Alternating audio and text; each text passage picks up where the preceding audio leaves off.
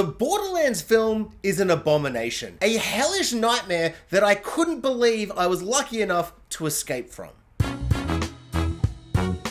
This film is shockingly bad. Obnoxious and relentless non-stop humor that is aggressively unfunny. A deeply unpleasant, ugly experience. Chaotically loud and colourful, but in a shallow, meaningless way. In a pathetically desperate attempt to keep your attention. As a painfully and insultingly cliche and derivative paper-thin plot rushes through the most basic emotional beats and moments so that it can call itself, on a technicality, a movie. As a non-gamer boy, I can only imagine the absolute disbelief and horror that a Borderlands game fan would have at being subjected to this atrocity in the peak golden age of video game adaptions. This film feels like if a soulless corporation tried to remake Mad Max, Guardians of the Galaxy, and Fallout all in one big film, and to direct the film they found someone who actively hates cinema and probably life itself. The action is uninspired and completely forgettable. Every single moment I felt like I'd seen exactly the same thing happen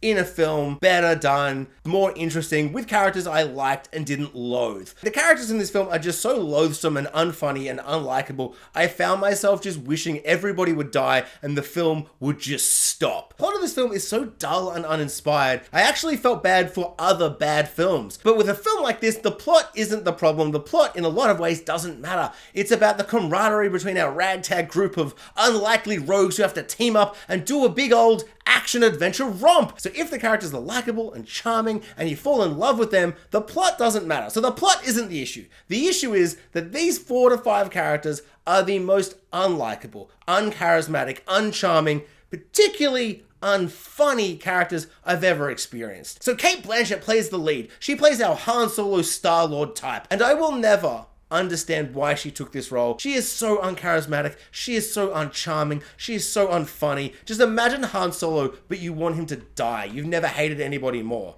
You can't, can you? Because Han Solo is meant to be the most likable character, the character you want to be. I cannot imagine a single human being in the entire world wanting to be Cate Blanchett's character. What's her name? I've never cared less about anything. As soon as she appears, she's just so out of her depth. She's so bad. And like, I'm not trying to throw shade to her. She's never been bad in anything I've ever seen. She's always so good. But as soon as she appears in this movie, some of the worst acting I've ever experienced in my life. Just everything was off just from like ground up. Like, it's backwards broken, and she is the worst part of this movie, somehow. Cate Blanchett stars in a film with Kevin Hart, and I would have rather watched Kevin Hart.